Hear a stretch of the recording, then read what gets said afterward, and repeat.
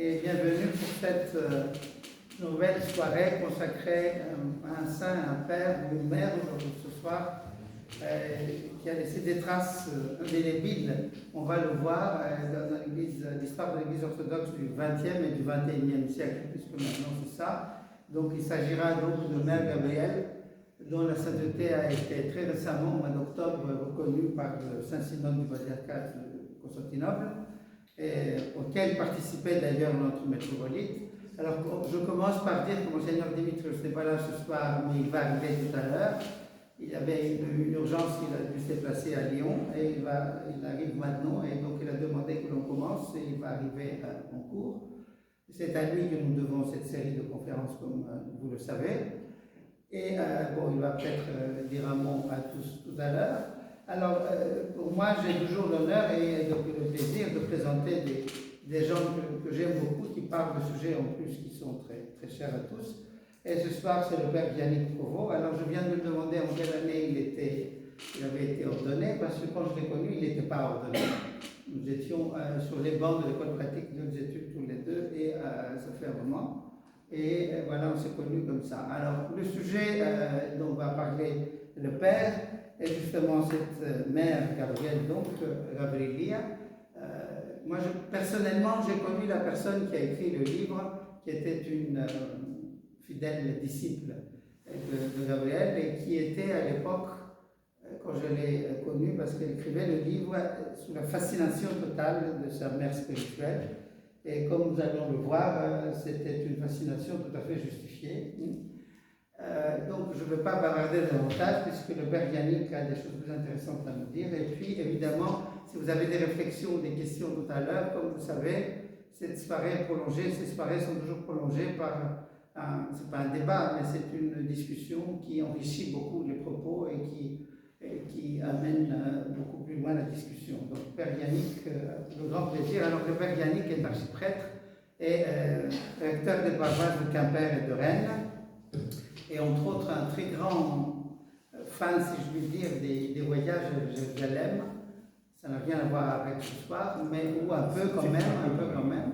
Mais c'est pas pour ça que je le dis. Et donc, comme vous avez des renseignements, vous voulez des renseignements sur Jérusalem, c'est à lui qu'il faut les demander. Alors, Père Yannick, c'est à toi. Merci Alex. Voilà, donc peut-être tout d'abord, moi je suis un tout petit peu, non pas tout à fait mal à l'aise, mais je ne suis pas un spécialiste de Saint-Gabriel.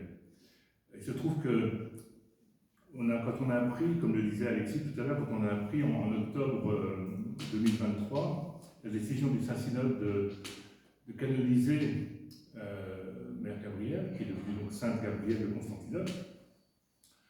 D'abord, pour moi, c'était un petit peu une surprise parce que je n'irais pas jusqu'à dire que j'avais oublié son existence parce que c'est pas vrai, mais c'est un petit peu vrai quand même si je suis complètement honnête. Parce que moi, je l'avais croisé, je vais y revenir tout à l'heure, je l'avais croisé à Béthanie, donc Béthanie, la ville de Lazare, la ville de Marthe et Marie, je l'avais croisé au printemps 1976. J'étais donc un gamin en 1976, comme vous pouvez vous en douter, hein, j'avais 24 ans. Mais j'ai passé un quart d'heure, 20 minutes avec Mère Gabrielle, et je ne l'ai jamais revue depuis. Hein. Et je n'ai pas étudié sa vie, j'ai simplement eu une rencontre qui, je veux dire, a été inoubliable et importante, je pense, même si nous avons échangé assez peu de choses. Donc voilà, je ne suis pas un spécialiste, je n'ai pas passé des heures et des nuits à étudier sa vie, qui est sans doute d'une grande complexité, comme je vais l'évoquer aussi tout à l'heure, parce que finalement, comme souvent dans les biographies, on aurait tendance à écrire des biographies ou à réécrire des biographies en fonction de ce qui nous arrange. En disant, c'est formidable, c'est un appel, c'est ceci, c'est cela. Dans le cas de Mère Gabrielle, c'est très compliqué, parce qu'elle a changé souvent d'orientation, souvent de priorité, souvent même si son service des autres a toujours été au cœur de sa vie, et on ne sait pas du tout pourquoi elle s'est comportée comme ça. Son départ en Inde, par exemple, sur lequel on va revenir tout à l'heure, on n'en connaît pas du tout les motivations. On ne sait pas du tout si c'est parce qu'elle a lu des livres, parce qu'elle a rencontré des gens, parce qu'elle s'intéresse à la géographie. Alors, je fais une petite parenthèse encore, puis après on va entrer dans le vif du sujet. Alors effectivement, ses frères et sœurs disent que quand elle était petite, elle passait des heures devant une grande carte du monde. Et que quand elle fixait cette carte du monde, ses yeux souvent s'arrêtaient sur le continent indien. Mais est-ce que dire qu'une petite fille à Thessalonique en 1915, regardant une planisphère, décide d'aller en Inde quand elle aura un peu plus de 50 ans en regardant une carte du monde, ce serait faire beaucoup de suppositions. Donc voilà, on ne sait pas très bien pourquoi. J'entre un petit peu dans le sujet, si vous voulez. Donc cette décision de canonisation, elle date d'octobre 2023. Et nous étions sans doute nombreux, probablement nombreux aussi ce soir ici, à avoir lu le livre qui était paru quelques années plus tôt, qui s'appelle L'ascèse de l'amour, qui est un livre quand même assez marquant par tout ce que raconte Mère Gabrielle, Sainte Gabrielle maintenant dans ce livre, et puis l'abondance de récits, l'abondance de rencontres, l'abondance d'expériences qu'elle évoque. Donc je pense que tous celles et ceux qui ont lu ce livre en sont restés d'une manière ou d'une autre marqués. Je ne sais pas si tu l'as lu, attentivement. Enfin voilà, c'est un livre qui est très fort, je vous conseille de le trouver, de l'acheter et de prendre un petit peu de temps. Et c'est vrai que quand on lit les écrits de ce livre, qui est un livre en fait de témoignages et de témoignages recueillis par ses enfants spirituels, on est frappé par une proximité qui se met tout de suite en place. On est proche de cette femme. On a l'impression qu'on se connaît. Il y a une complicité presque. Parce que, je ne sais pas, on se trouve des points communs en quelque sorte. Et je dirais que moi, malgré la différence d'âge quand nous nous sommes croisés, moi j'ai toujours considéré cette sœur Gabrielle comme une sœur, une grande sœur, avec une grande proximité. Quand j'ai lu le livre, ben voilà, j'avais l'impression de côtoyer quelqu'un dont j'étais proche. Et voilà, je dirais que avoir, comme c'est le cas avec cette expérience que nous avons de la canonisation de quelqu'un qu'on a connu, qu'on a croisé, dont nous avons lu le récit de vie, cela signifie que nous avons un nouvel intercesseur, une nouvelle intercessrice, même si au féminin c'est pas très simple, une nouvelle sainte qui est officiellement proposée à la vénération des fidèles, vénérée par l'Église. Ces offices liturgiques sont en train d'être écrits. Bon, j'ai aperçu un tropère en anglais que je n'ai pas trouvé inoubliable, mais je pense que ça va se faire petit à petit. Voilà. Si certains sont inspirés, je pense qu'il y a des choses intéressantes à faire dans une biographie de Mère Gabrielle. Pour moi, cette canonisation a été, comme je le disais tout à l'heure, c'était à la fois une surprise, parce qu'elle était passée par les gens que j'avais croisés il y a longtemps, dont j'avais lu les livres il y a une quinzaine d'années. Mais moi, je garde en mémoire, je vous raconte un petit peu notre rencontre avec beaucoup d'émotion, cette rencontre, parce que c'était tout à fait inattendu. J'étais à l'époque un jeune étudiant, je faisais un peu d'études bibliques, un peu d'archéologie à Jérusalem. Et un jour, le père Théodose, l'archimandrite Théodose, qui était le supérieur du petit monastère de Béthanie, le petit monastère de Béthanie, je ne sais pas si parmi vous certains l'ont visité, père Pierre peut-être, qui en plus a une petite histoire qui est liée un peu avec la France, puisque pendant quelques décennies, le monastère de Marthe et Marie à Béthanie a accueilli des orphelins et des orphelines russes, et ça a été une école russe.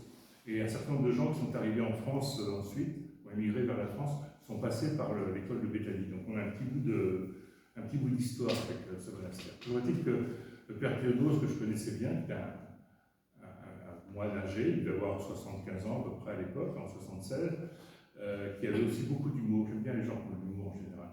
Il y a beaucoup d'humour. Je vous raconterai, mais off tout à l'heure, une ou deux plaisanteries du père Théodose. Je voudrais dire que le père Théodose, que je crois dans les véhicules de Jérusalem, me dit il faut absolument demain matin venir à la liturgie au monastère, sœur Gabrielle de passage.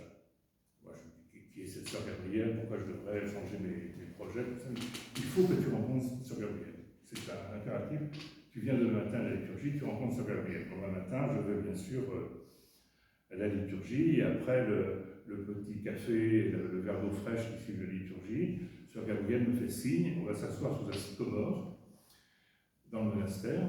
Et on a passé, comme je vous disais, on a passé un quart d'heure, 20 minutes, c'était assez rapide. Et on a parlé en français, parce qu'elle était tout à fait francophone. On a parlé en français de ses voyages, de l'Inde. Moi j'étais allé en Inde l'été précédent. On a parlé de l'Inde, on a parlé de ses voyages, on a parlé de sa santé. Et puis, de choses un petit peu de la vie quotidienne, quoi.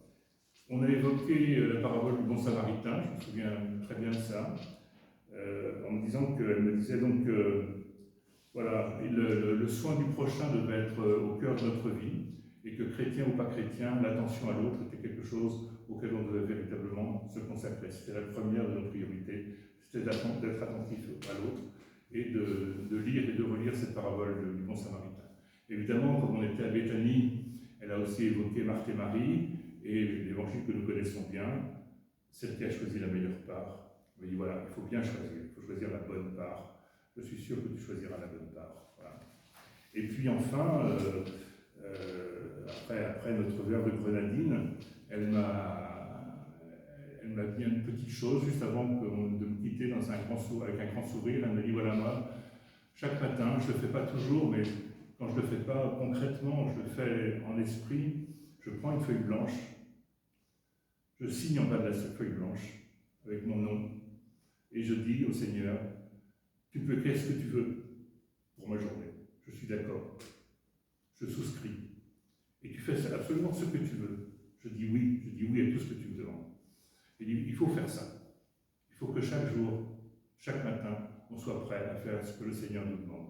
Donc il faut prendre cette habitude. Le matin, tu prends une feuille, tu mets ton nom et tu dis Seigneur, voilà la feuille blanche. Maintenant, à toi d'écrire ce que je dois faire aujourd'hui. Voilà. Et après ça, elle m'a quitté avec un grand sourire, une petite tape sur l'épaule. Bonne chance. Voilà. Voilà, donc ma connaissance de Mère Gabrielle s'arrête là. Après, ce sont les lectures, les rencontres, les gens qui en ont parlé. Mais c'est pas rien quand même. C'est pas rien.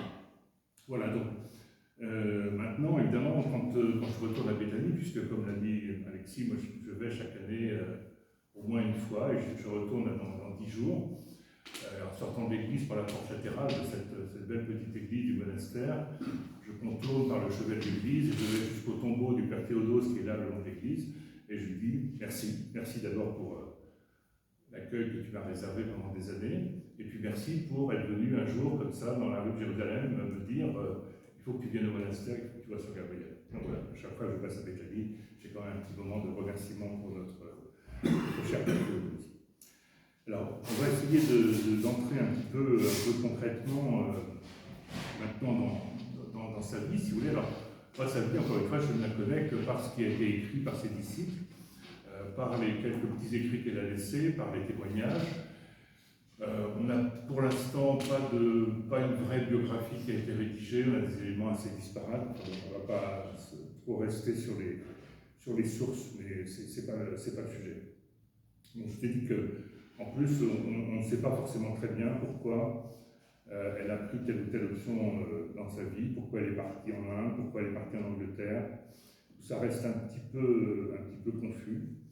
Mais ce que l'on sait, bon, on va entrer encore une fois dans le concret, ce que l'on sait, c'est quand même une vie qui est très exceptionnelle. Très exceptionnelle par les rencontres, très exceptionnelle par l'itinéraire, très exceptionnelle, on va voir ça dans le déroulé des dates, parce qu'on constate par exemple qu'elle devient moniale que très tard. Quand elle devient moniale, elle a pratiquement 60 ans. Pas très tard, c'est pas encore très tard, mais c'est un peu tard quand même. Donc on a toute une vie de Mère Gabrielle avant cette entrée dans la vie monastique. Voilà, je pense qu'il faut, pour entrer dans cette vie, donc allons-y quoi. Je pense qu'on a une constante sur laquelle je pense qu'il faut dire un mot avant d'entrer dans la biographie elle-même, c'est la présence dans la vie de Sainte Gabrielle d'un souffle de vie, de ce que nous avons dans notre prière Roi Céleste, la présence de l'Esprit partout, la présence de l'Esprit qui emplit tout. Et dans la vie de Mère Gabrielle, on a ça de manière absolument évidente. Elle témoigne, elle porte la parole, elle enseigne, elle est attentive aux autres, elle réconforte, elle accueille tout le monde. Et on a vraiment ce souffle qui est au cœur de sa vie. Voilà. Bon, très pratiquement, très concrètement, donc Gabrielle est née à Constantinople en octobre 1897, dans le quartier du Fanard, là où se trouve le siège du patriarcat œcuménique, dans une famille assez aisée, puisque la famille avait une résidence secondaire sur l'île de Rakou, où la famille allait passer l'été. Donc c'est un signe en général de famille plutôt aisée de Constantinople. Très tôt, elle apprend, en plus du grec bien sûr, qui est sa langue maternelle, elle apprend le français et l'anglais. Et elle fait des études à Constantinople, mais elle part relativement vite faire des études de botanique en Suisse.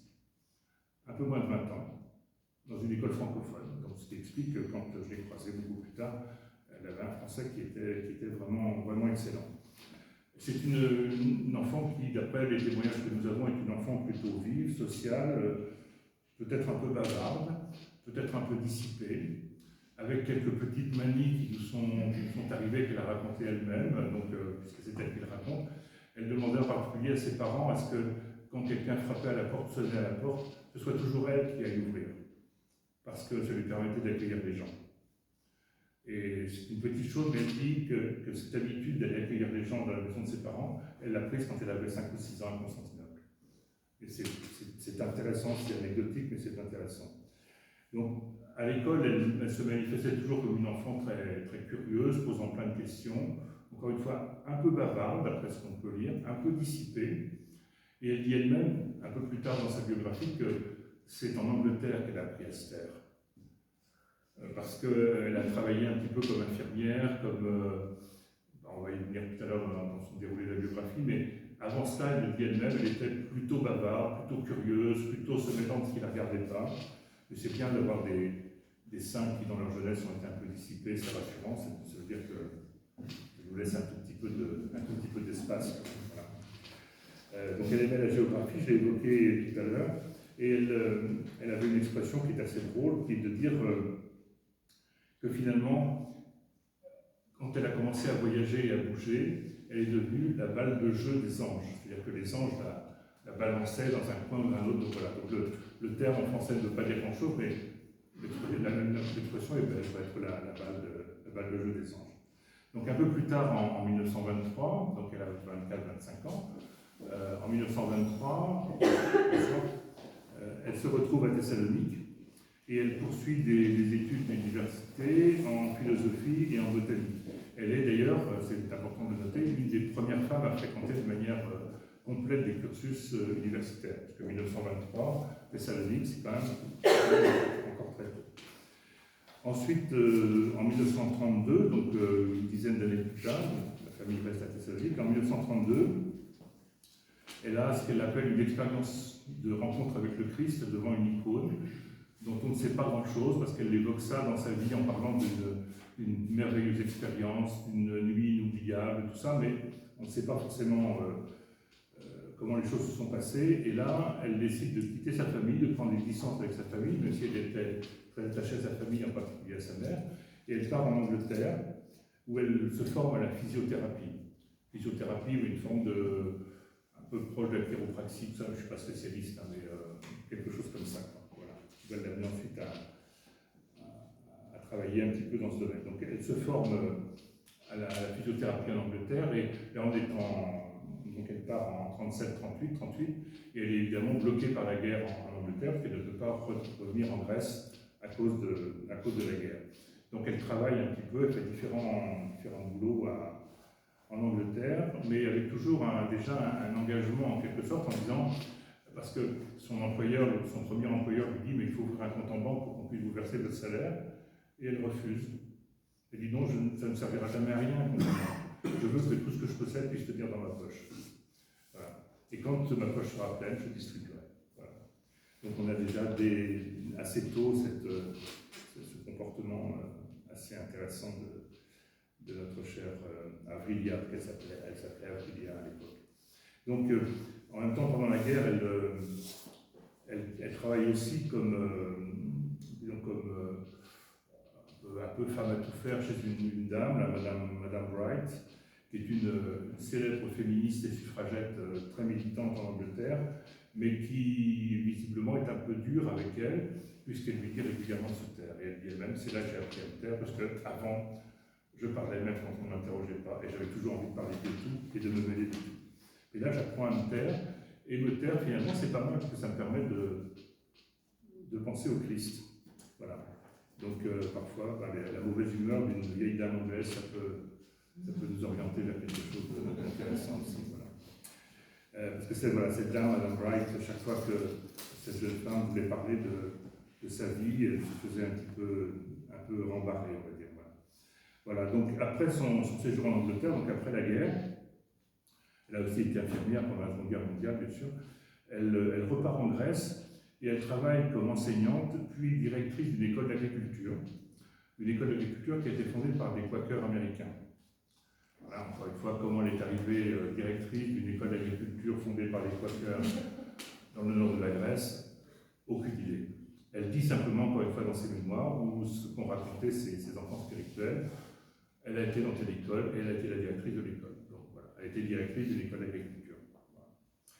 Et puis donc, ensuite, après 2-3 ans dans cette école d'agriculture, elle ouvre un cabinet de physiothérapie à Athènes. Et comme en Angleterre, elle refuse toujours d'avoir un compte en banque, et elle distribue l'essentiel de ce qu'elle gagne aux pauvres de son quartier. Et d'ailleurs, ses disciples ont raconté que sur la porte de son cabinet de physiothérapie, il y avait toujours une sorte de filet attaché dans lequel les gens déposaient des aliments et tout le monde pouvait venir se servir. Voilà. Et ça, il y a plusieurs témoignages là-dessus, c'est tout à fait certifié. Et elle offrait bien sûr des soins de physiothérapie à ceux qui en avaient besoin gratuitement. Ses enfants spirituels ont aussi dit que dans son bureau, il y avait une grande icône du Christ. L'icône du Christ est l'icône de la scène dans laquelle le Christ lave les pieds de ses disciples. Voilà. Et une autre observation qui est faite par les gens qui l'ont connue à cette époque, c'est qu'elle ne parlait jamais pendant ses séances de guérison, ses soins de physiothérapie. Elle ne disait jamais un mot. Elle était attentive à ce que ses malades avaient l'occasion ou le souhait de lui dire, mais elle ne disait jamais un mot, répondant simplement aux questions qu'on lui pose. Et là encore, on a 2-3 anecdotes assez amusantes, en particulier de médecins, de patients qui ont été guéris par elle grâce à ses soins, mais qui continuaient à aller se faire soigner parce que ça leur permettait de parler à cette dame à laquelle ils étaient attachés. Donc, on a un garçon qui a témoigné très clairement en disant j'étais complètement guéri, mais pendant 2 ans, j'ai continué à aller tous les 15 jours me faire soigner. Voilà. Donc, voilà. Déjà une forme un peu de paternité spirituelle, on peut dire. Donc, à cette époque-là, on est dans les années, fin des années 40, début des années 50, elle voyage aussi assez régulièrement à l'étranger.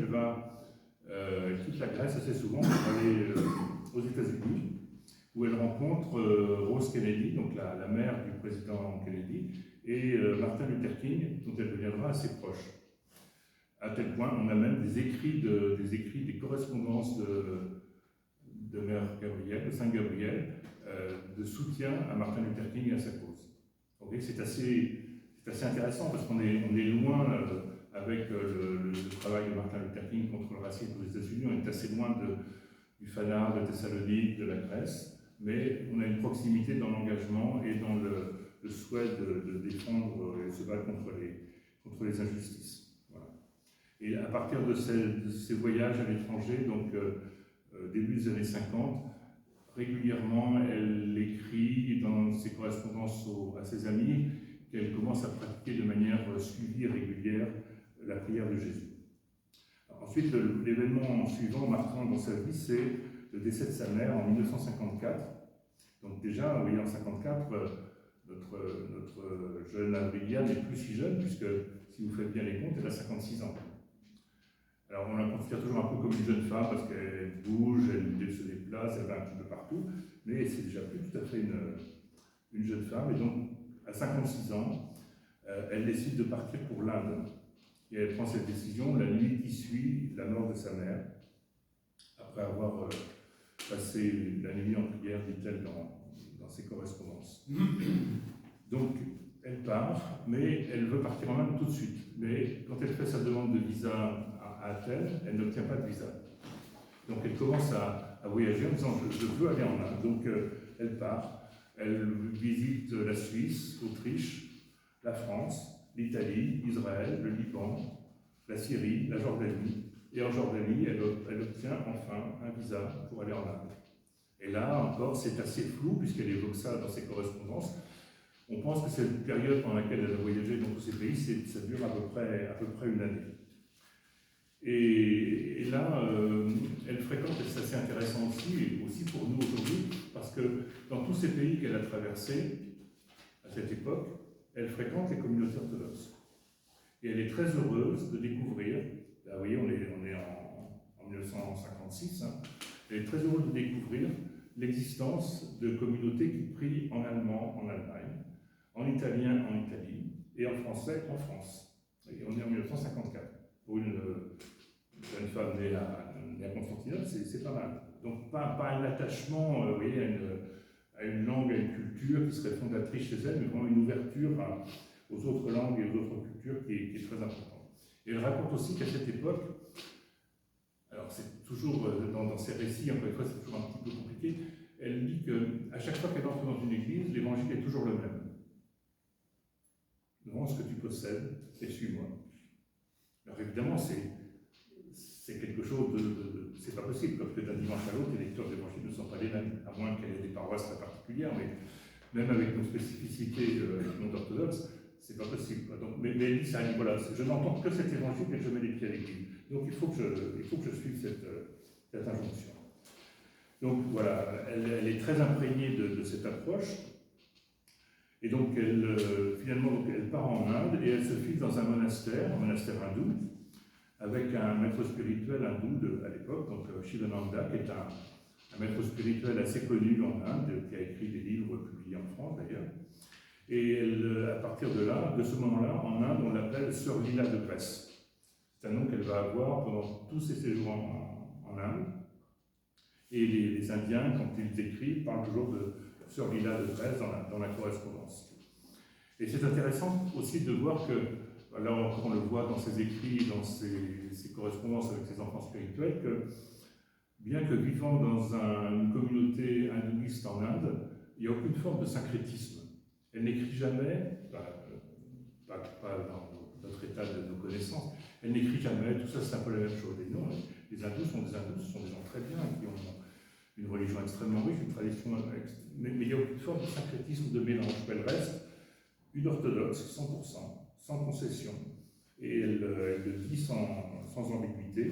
Et d'ailleurs, avec une petite anecdote qu'on a dans ses mémoires, un jeune moine qui est dans cette communauté, dans cet ashram, qui s'appelait Shidananda, il n'était pas très satisfait, c'était un jeune moine, donc pas très satisfait des conseils que lui donnait son père spirituel.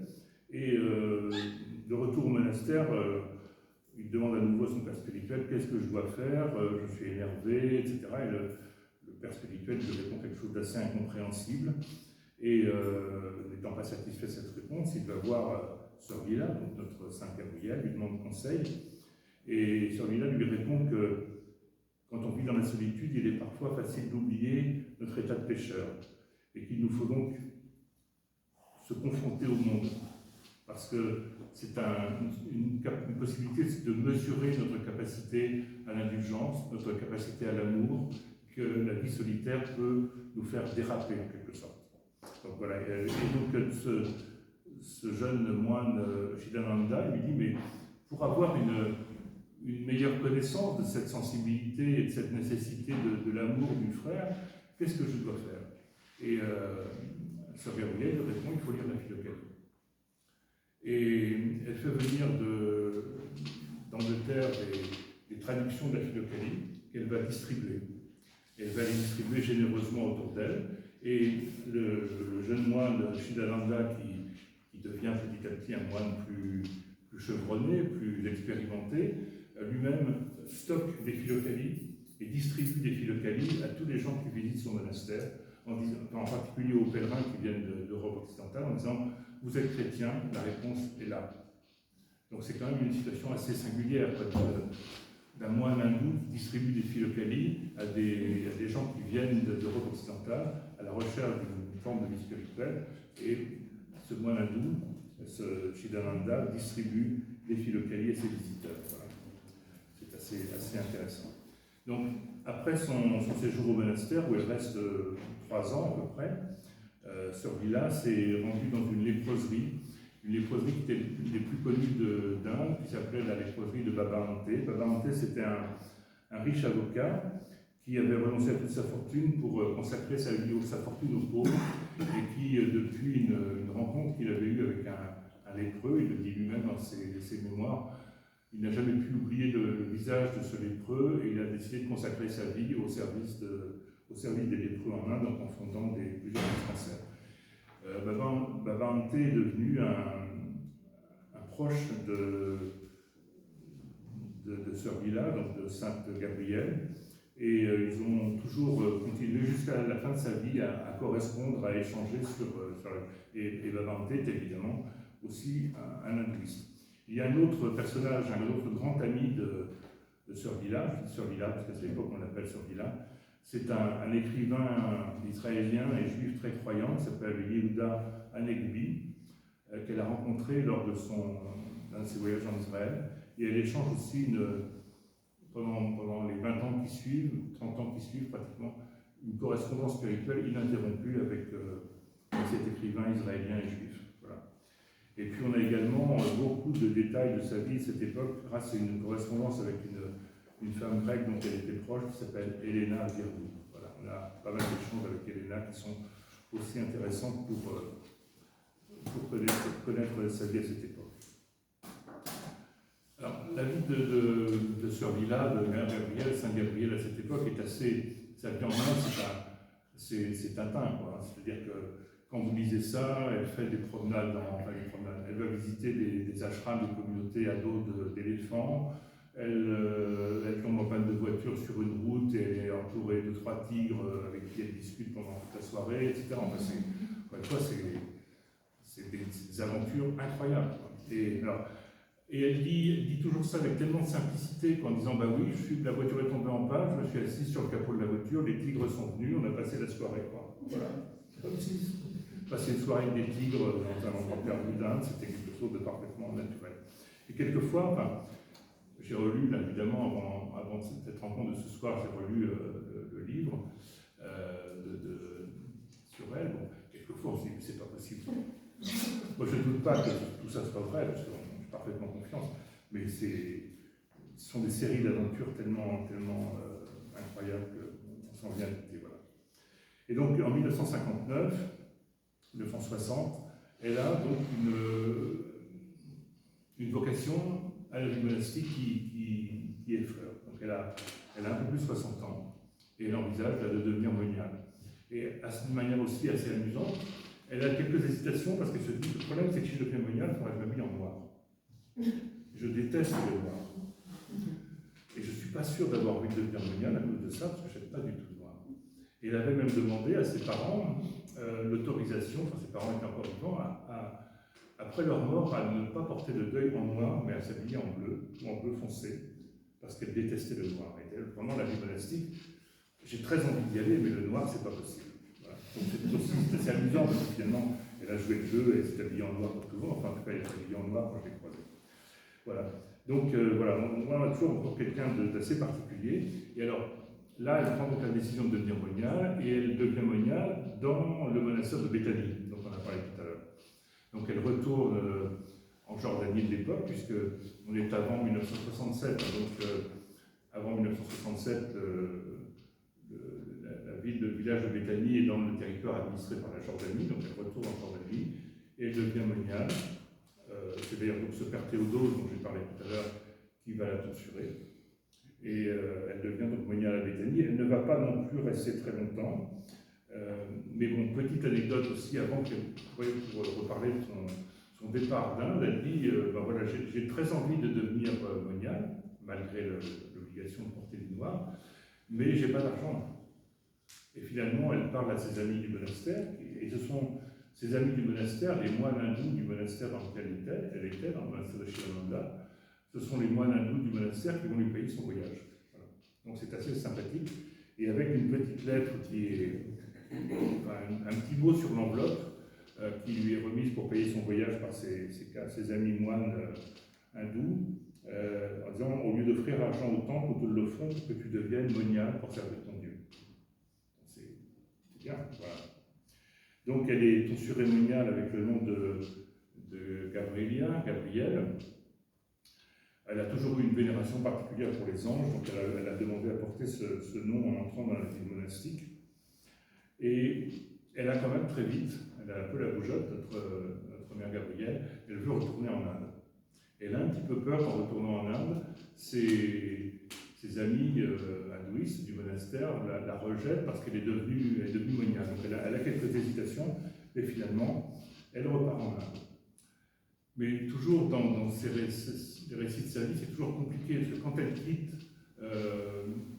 la Jordanie pour repartir en Inde, elle passe par Paris, ce qui n'est pas absolument logique.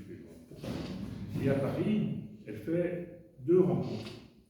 Enfin, elle avait déjà rencontré le père Lév Gillet une première fois, le père Lév Gillet que vous connaissez tous un petit peu, je pense. Alors, elle avait rencontré le père Lév Gillet qui était devenu son confesseur, qui est quand même assez intéressant aussi comme. Voilà. Et là, à cette visite, pardon, avant de retourner en Inde, elle rencontre à nouveau le père Lév Gillet et elle rencontre le père Sophronie, qui est devenu Saint Sophronie aussi, canonisé il y a 2 ans, 3 ans. Elle rencontre le père Sophronie, qui était à l'époque en région parisienne, lequel père Sophronie lui propose de venir rejoindre son monastère en Essex. Et un peu plus tard dans sa vie, elle revoit à nouveau le père Sophronie, et le père Sophronie lui propose de devenir higoumène du monastère en Essex, ce qu'elle refuse. Et donc c'est quand même assez intéressant, y compris pour notre vie ici en tant qu'orthodoxe en France. On a des liens, puisque notre cher Saint Gabriel a rencontré des gens qui nous sont par ailleurs assez familiers dans notre environnement ici en France. Voilà. Donc voilà, elle repart en Inde, elle ne reste pas très longtemps, elle reste quelques mois, et elle repart, elle voyage à nouveau. On lui propose de devenir missionnaire au Kenya. Elle se dit pourquoi pas. Elle part au Kenya, elle reste quelques mois, elle revient, elle repasse en Suisse. En fait, elle dit oui à toutes les invitations. Les invitations sont multiples parce qu'on l'invite à la fois pour parler de spiritualité, pour parler de l'Église orthodoxe, pour parler de la prière. On l'invite beaucoup pour parler de la prière. Et elle fait des conférences sur la prière aux États-Unis dans lesquelles il y a 2-3 000 personnes. Et qui sont 2-3 000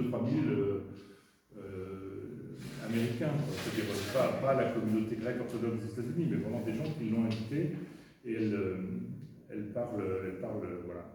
Elle va à l'invitation d'un pasteur protestant qui s'appelle Stanley Jones. Elle va parler de la prière de Jésus aux États-Unis, qui sera, d'après elle, sa conférence la plus marquante, parce qu'elle dit qu'après avoir parlé pendant 1 heure de la prière de Jésus à tous ces Américains, à la fin de la conférence, tout le monde pleure. Elle dit, j'ai jamais vu 500 personnes pleurer en même temps, mais là, il y a 500 personnes qui pleurent en même temps. Alors, elle ne dit rien de sa conférence, mais on peut imaginer que c'était quand même assez émouvant et assez fort. Elle rencontre à ce moment-là à nouveau Martin Luther King une 2e fois. Et je vous lis là juste un petit extrait. On aura l'occasion de lire quelques textes de la Gabrielle après mon intervention. Elle écrit, dans le cadre de sa coopération avec Martin Luther King, elle écrit la phrase suivante. Si vous ne parvenez pas à sentir que vous et l'autre êtes un, n'importe quel autre, le noir d'Afrique, l'Indien, le Chinois, le musulman, le Juif, le chrétien, si vous ne prenez pas conscience que nous sommes tous des enfants de Dieu, si vous ne sentez pas qu'en vérité, avec un V majuscule, ce sont vos frères et vos sœurs, alors vous restez un esclave. C'est extrêmement fort, parce que c'est pour elle, l'absence d'amour de l'autre, l'absence de compassion, c'est l'esclavage. Et ça, elle le dit plusieurs fois dans ses écrits. Elle parle de l'esclavage si nous n'aimons pas suffisamment Dieu. Et que notre capacité à nous libérer, c'est dans l'amour de Dieu, c'est dans l'amour des autres. Et voilà, elle a écrit ça à Martin Luther King, c'est quand même, c'est bien. Voilà. Donc voilà, pour elle, l'humanité était bien sûr une grande famille, la famille humaine. Pour reprendre les mots de Saint Sophronie, parce qu'elle partage à ce moment-là pas mal de correspondances avec Saint Sophronie. Saint Sophronie avait une belle expression, vous savez, il disait quand on est chrétien, il faut porter tout Adam, c'est-à-dire tout Adam, toute l'humanité, tous les successeurs, tous les descendants d'Adam, il faut porter tout Adam dans son cœur. Et elle a repris dans certaines de ses lettres cette expression de Saint Sophronie en parlant de tout Adam. Voilà. Donc ensuite, en 1966, donc là, vous voyez, elle a 68 ans, elle a une cataracte, et elle quitte définitivement l'Inde, elle ne reviendra plus en Inde après 1968. Bonsoir. Voilà, elle quitte définitivement l'Inde Après, donc, elle a eu une dernière rencontre avec Saint-Sophronie en France, le repart en Inde, et en 1966, elle quitte l'Inde définitivement pour aller se faire opérer de la cataracte à Athènes. Et elle entre à ce moment-là au monastère, enfin, elle s'attache au monastère né à Jérusalem, Nouvelle-Jérusalem, à Athènes, et on lui demande à nouveau son aide dès qu'elle est guérie de sa cataracte à l'automne 66. Et là, à nouveau, elle repart et elle dit, à partir de maintenant, je vais devenir l'itinérante de Dieu. C'est intéressant qu'elle dise 166, puisque comme on l'a entendu, elle est déjà allée en Inde, elle est déjà allée en Afrique, elle est déjà allée, elle a fait le tour du monde plusieurs fois, mais à 68 ans, elle déclare qu'elle va devenir itinérante de Dieu. Donc là, elle repart au Kenya pour un deuxième voyage, parce qu'elle envisage sérieusement de se fixer au Kenya pour être missionnaire à l'époque, sollicitée par la mission orthodoxe au Kenya, qui à l'époque est très très dynamique. Mais finalement, pour des raisons de santé, elle trouve la vie au Kenya un peu difficile. Pourtant, elle s'engage beaucoup, elle enseigne l'anglais en particulier. Elle fait beaucoup de catéchèses. Et là, elle est sollicitée, c'est la vie de Saint Gabriel, je vais arrêter un peu de lui, mais elle est sollicitée pour des choses incroyables. Le patriarcat œcuménique décide d'installer une métropole en Allemagne, et le métropolite, qui est un vague cousin de ses parents, lui dit « Je ne peux pas m'installer comme métropolite en Allemagne sans votre aide ». Et cette dame de 70 ans quitte le Kenya pour aller aider le métropolite à créer sa métropole en Allemagne. Voilà. Donc, ce que je veux dire, pour revenir un peu à ce que j'ai dit au début, une diversité de témoignages, une diversité d'engagement qui est, je trouve, exceptionnelle. C'est-à-dire l'engagement auprès des malades, l'engagement à servir un métropolite qui a besoin d'aide, l'engagement dans la vie monastique, l'engagement dans les soins, l'engagement auprès des lépreux en Inde. À chaque fois, c'est un engagement qui est absolument total. Voilà. Donc là, elle va passer quelques temps en Allemagne pour aider l'installation, et ensuite, là, elle revient à Béthanie, qui est devenue, donc, qui est passée en Israël, où elle reste quelques mois, et c'est là que je l'ai rencontrée, donc je dis ça au début, je n'y reviens pas maintenant.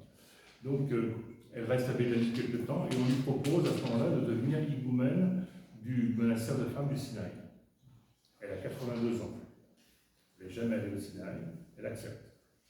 Elle part au Sinaï, elle devient higoumène du monastère de Farah, qui est au Sinaï, où elle va rester finalement assez peu de temps, en 79-80, elle part avec des allers-retours en Grèce. Et en Grèce, on lui propose, à ce moment-là, on lui donne une maison qu'elle va elle-même appeler la maison des anges, où elle va faire des allers-retours à ce moment-là entre le Sinaï et Athènes. Et elle va rester finalement dans cette maison des anges à Athènes pratiquement jusqu'à la fin de sa vie. Parce que là, pendant une dizaine d'années, à partir de 1980, elle reçoit dans cet appartement tous les gens qui veulent venir. Elle reçoit jour et nuit, en général c'est 80, 100, 150 visites par jour. Et elle reçoit absolument tout le monde, des Grecs, des étrangers, des croyants, des incroyants, des malades, des musulmans perdus un petit peu, des gens qui sont tentés par les spiritualités orientales, qui veulent devenir bouddhistes, etc. Elle reçoit absolument tout le monde, elle parle à tout le monde, elle accueille tout le monde, des jeunes, des vieux, des moines, des moniales, enfin voilà, un petit peu de tout. Des gens qui sont aussi tentés parce qu'elle a visiblement une bonne capacité à appréhender ces questions-là. C'est des gens qui sont tentés par des formes d'ésotérisme, d'occultisme, des astrologues, etc., qu'elle essaie de remettre un petit peu dans le droit chemin, si on peut dire. Et de temps en temps, c'est assez impressionnant quand même, parce que les témoignages vous disent que certains jours, elle accueillait 150 personnes, et que parfois, elle disait aux personnes qu'elle accueillait, je suis un peu fatiguée, et elle était un peu fatiguée, simplement parce qu'elle passait dans la pièce d'à côté pour prendre des gens au téléphone pour les aider. Et là, elle avait 82, 83 ans, 84, 85. Voilà. Donc là, une vie, en fait, un peu dans le monde, puisque c'est un appartement, enfin une maison dans le centre d'Athènes, où elle va accueillir des centaines de personnes, des milliers de personnes tout au long de ces années. Avec des allers-retours quand même. Elle allait chaque année passer quelques semaines dans son monastère d'origine à Béthanie. Et puis en 1989, là oui, on arrive dans la période vraiment très proche, elle décide de se retirer dans un ermitage qui dépend du monastère de Saint-Nectaire à Égine. Mais elle est atteinte d'un cancer, et en 90, elle pense que son cancer va lui être fatal, et elle dit à ses amis, elle écrit à ses amis qu'elle va faire tout ce qu'il faut pour survivre pendant le carême, pour pouvoir fêter Pâques, Pâques 90, et le jour de Pâques, elle est guérie. Son médecin lui dit vous n'avez plus aucune trace de cancer. Voilà. Donc, c'est à ce moment-là qu'elle décide de quitter Égine et d'aller finir sa vie sur l'île de Léros. Et elle va passer les 2 dernières années de sa vie en solitaire, enfin, dans une petite maison sur l'île de Léros. Mais encore une fois, comprenons bien que quand elle quitte Égine pour partir à Léros, elle a 90 ans. C'est pas. C'est le dernier changement, le dernier voyage, mais c'est quand même très tard. Voilà. Donc, elle part à Léros et elle finit sa vie, elle prend le grand habit monastique et elle décède en mars 1992 sur l'île de Léros. Voilà. Alors, pour terminer, si vous voulez, je voudrais vous dire quand même peut-être que, un peu comme la vie de Sainte Marie de Paris, celle de Saint Gabriel est une manifestation d'un total abandon à la providence divine et du don de soi pour le prochain. La Gabrielle avait comme pratique, et cela faisait partie certainement de son ascèse et de sa sensibilité, de dire oui à tout ce qu'on lui demandait, de toujours répondre positivement quand on lui demandait d'aller aider quelqu'un, quel que soit le lieu où il se trouve, de faire parfois des voyages incroyables. On a ça en Inde, elle fait des centaines de kilomètres à pied pour aller visiter quelqu'un dont on lui a dit c'est quelqu'un qui a besoin d'une visite, il faut y aller. Et voilà, certains critiquaient Mère Gabrielle en disant qu'elle était trop dispersée, qu'elle avait une activité qui manquait d'un fil conducteur, on devrait qu'il soit clair. Et elle répondait facilement que dans sa vie, pour mener sa vie, elle avait été obligée d'apprendre 5 langues. Et ces 5 langues, c'est ces 5 langues qui lui permettaient véritablement de tenir debout et d'accomplir le service que le Seigneur lui demandait. Et elle disait ça de la manière suivante, qui est une manière assez touchante. La première langue que j'ai dû apprendre, c'est le sourire. La deuxième langue, c'est les larmes. La troisième, c'est le toucher, parce que si je ne touche pas les autres, ils ne sentent pas suffisamment ma présence. La quatrième, c'est la prière. Et la cinquième, c'est l'amour. Et avec ces 5 langues que j'essaie de parler aussi bien que possible, je peux parcourir le monde. Voilà, donc on a une moniale exceptionnelle. Alors une moniale exceptionnelle dont je rappelle qu'elle a pris la vie monastique à plus de 60 ans. Je rappelle des choses qu'on a dit, mais je rappelle un petit peu en conclusion, quelqu'un qui n'a jamais rien possédé, qui n'a jamais eu de compte bancaire, qui a toujours considéré que ce qu'elle avait au fond de sa poche lui suffisait bien. Elle s'est également engagée dans le dialogue interreligieux, c'est évident puisqu'elle a croisé beaucoup de gens de différentes religions, mais encore une fois, sans aucune forme de syncrétisme ou de mélange. Elle s'est toujours affirmée très clairement comme une chrétienne et comme une chrétienne orthodoxe. Et elle avait plutôt tendance à avoir une approche dans le dialogue interreligieux qui consistait à voir le Christ partout. Alors elle ne le disait pas pour ne pas choquer ses amis, ses interlocuteurs, mais elle l'a écrit à des amis musulmans ou à des amis hindous en disant finalement là, quand on parle de miséricorde dans le Coran, c'est la présence du Christ. Quand on parle de l'attention aux frères, quand on est hindou et qu'on s'occupe des lépreux, c'est la présence du Christ. Donc elle a plutôt tendance à christianiser la présence de Dieu dans les religions de ses interlocuteurs, plutôt qu'à essayer d'entrer dans un dialogue intellectuel ou historico-critique, mais vraiment c'était un discernement de la présence de Dieu dans la religion des autres. Voilà. Alors évidemment, pour terminer encore 2-3 petites choses, on a peu d'écrits en dehors de sa correspondance. On a l'essentiel de ce que nous avons, ce sont des enregistrements qui ont été faits par ses enfants spirituels, des enregistrements qui ont été faits sur cassette, cette petite chose dans des boîtes en plastique là. Des enregistrements qui ont été mis sur cassette, qui ont été transcrits, qui donc ont été traduits pour un certain nombre d'entre eux. Ce sont donc plutôt des paroles qui sont des paroles simples, des paroles directes, qui sont des paroles emplies souvent de compassion, d'amour. Mais on n'a pas de biographie structurée, on n'a pas non plus d'enseignement extrêmement structuré, on a plutôt une sorte d'apophthegme en quelque sorte. mais pas avec des phrases courtes comme les pères ou les airs avaient tendance à faire, avec souvent des développements un peu plus longs. J'ai demandé à Olga de sélectionner 2-3 textes qu'elle va nous dire tout à l'heure en conclusion, si vous voulez bien. Et puis ce que nous avons également pour connaître Saint-Gabriel, ce sont les témoignages d'amis, et puis des extraits de sa correspondance comme on l'a évoqué. Donc voilà, elle s'est toujours affirmée fortement et fermement orthodoxe, comme on l'a dit, mais elle voyait vraiment le Christ dans chaque personne qu'elle rencontrait, et ça lui a permis d'ouvrir vraiment son cœur au monde tout entier. Et rappelant, elle aimait le rappeler dans ses correspondances, elle rappelait souvent cette phrase qu'on connaît tous par cœur, mais qu'il faut bien garder quand même, cette phrase de l'apôtre Paul, l'apôtre des nations, selon lequel dans le Christ il n'y a ni juif, ni grec, ni homme, ni femme, mais tous sont un en lui. Et en portant toute l'humanité dans son cœur, Mère Gabrielle a pleinement embrassé le nouvel Adam. Elle aimait beaucoup cette expression du nouvel Adam, ou du tout Adam, comme le disait saint Sophronie. De sorte que sa vie entière est devenue un témoignage de la présence du Christ dans le monde. Et donc voilà, on a essayé d'effleurer, d'aborder ensemble cette vie extrêmement riche. On peut peut-être, je ne sais pas comment vous voulez procéder, on peut soit écouter les 2-3 textes que Olga a sélectionnés maintenant et puis après échanger, ou bien on peut peut-être répondre à quelques questions sur sa vie tout de suite, comme vous voulez. Et je ne suis pas sûr de pouvoir y répondre encore une fois parce que j'ai un peu rassemblé toutes les informations que nous avons dans l'exposé ce soir, mais on n'a pas beaucoup de sources. Voilà. Quelqu'un fera ça très bien, je crois, mais un peu plus tard. Voilà. Est-ce qu'il y a des questions tout de suite sur sa vie? Oui, pardon. Et peut-être, moi je crois qu'il d'abord on remercie le Père Yannick. Alors, chose faite, évidemment, Monseigneur Dimitrios est arrivé pendant, comme je vous disais tout à l'heure. On va lui demander à la fin de nous dire 2 mots. Alors, le Père Yannick a réussi, en 3 quarts d'heure, à résumer une vie absolument extraordinaire dans le sens vraiment précis du mot.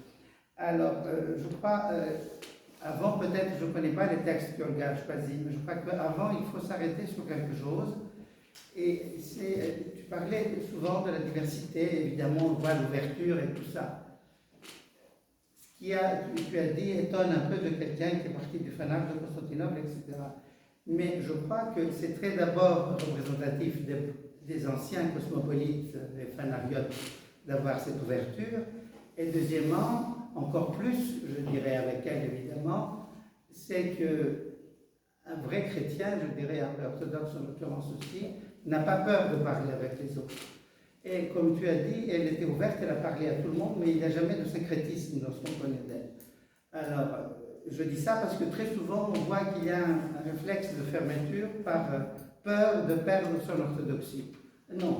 Et son exemple, reconnu maintenant officiellement par l'Église, et on a ici une affiche qui a été faite par le diocèse de Léros, où elle a fini ses jours.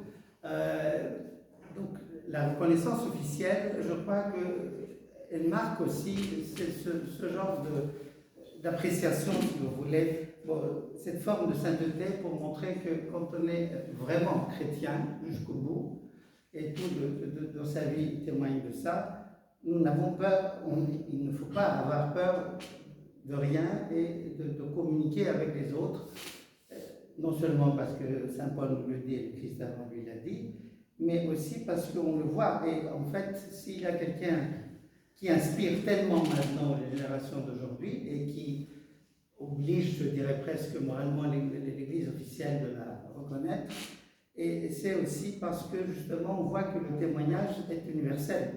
Et lorsqu'on peut dépasser ces fermetures, et c'est, bon, évidemment, c'est pas donné à tout le monde, hein, mais je voulais dire ça parce que, bon, alors je ne sais pas quels sont les extraits que Olga a choisis, quels sont les thèmes. Peut-être, voilà, c'est très bien, c'est une belle surprise. Alors je ne sais pas, est-ce qu'on peut inviter peut-être maintenant Olga de nous lire les textes? Et tu veux que ce soit bon, viens là. Prenez une chaise. Oui, c'est pas grave.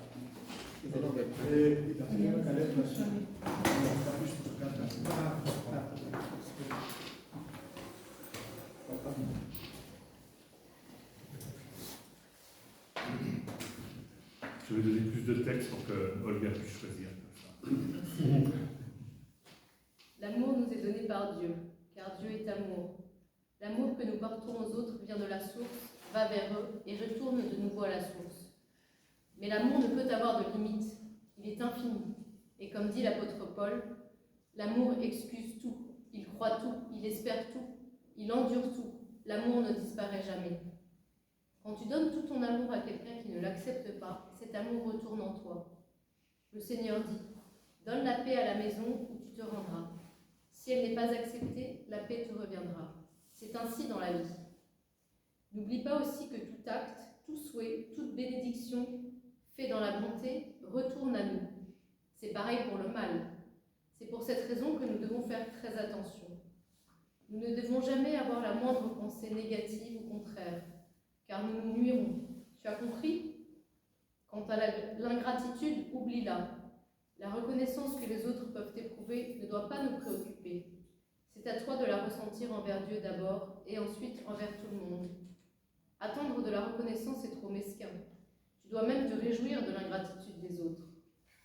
Moi, j'ai l'impression de ne pas vivre sur terre, mais en réalité au ciel. Et comme dit Père Lazare, le paradis est ici. Ou bien nous le gagnerons ici et nous l'emporterons, ou bien nous le perdrons à jamais. Mourir est entre les mains de Dieu, mais vivre est entre tes mains. L'amour est la plus belle chose qui naît dans la vie de l'homme, tout comme une fleur qui s'épanouit et ne sait ce qui lui arrive. C'est-à-dire, l'être confond en lui l'amour qu'il doit à Dieu et il le donne à une autre personne. Au fond, il n'aime pas l'autre qui peut avoir tous les défauts du monde, il ne les voit pas. Il aime cette personne car il aime l'amour, et cet amour, c'est Dieu.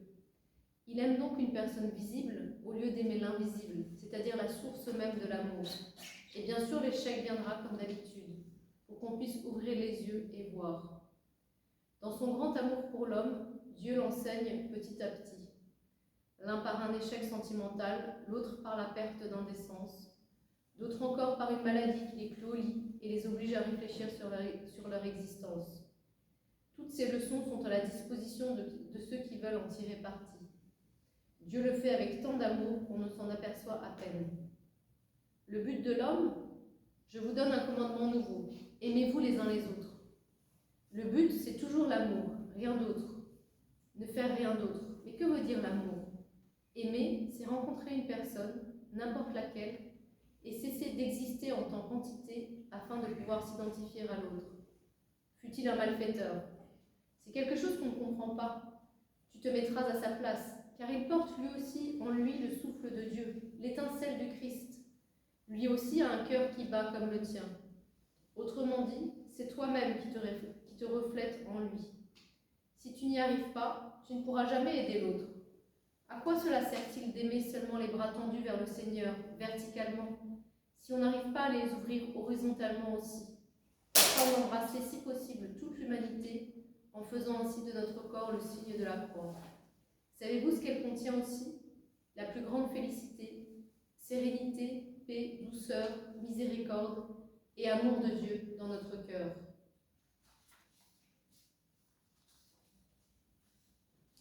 La croix est le symbole du sacrifice de soi-même envers les autres. Mais celui qui se donne aux autres, les aime et les aide, ne sent pas ce sacrifice. Quand cet amour se donne, c'est l'amour divin lui-même qui passe dans le cœur du donateur. Ce n'est pas l'homme qui le donne. Il ne sent aucun sacrifice car il n'en a pas conscience. Pour lui, c'est une attitude naturelle. Rien ne change dans sa vie, dans sa santé. Au contraire, il s'en réjouit continuellement, car il est à la fois donateur et récepteur de ce divin amour, de cette force. Le Christ nous l'a prouvé par sa vie et son enseignement, sa crucifixion, sa résurrection. Aussi, le vrai amour se trouve-t-il toujours sur la croix, mais en même temps, il est dans la lumière de la résurrection. Mais on ne peut pas rester sur la croix si on n'a pas d'amour, car dans l'amour, il y a le germe du sacrifice. Il n'est pas possible d'aimer et de ne pas être prêt à donner, n'est-ce pas? Arrivé à bout, le sacrifice devient la croix. Souvent, l'amour que tu donnes aux autres ne sera pas compris par eux. À ce moment, tu restes seul avec Dieu. Mais lui a toujours les siens et il n'est pas possible qu'il ne te les envoie pas. Dès que tu te rapprocheras du mode de vie qu'il veut pour toi, les siens commenceront à venir tout de suite vers toi. Que dire? Moi-même, j'en suis perplexe. Jadis, je devais choisir mes amis. Qui sait, est-ce que cet ami s'harmoniserait le mieux avec vous, à ma vie, etc.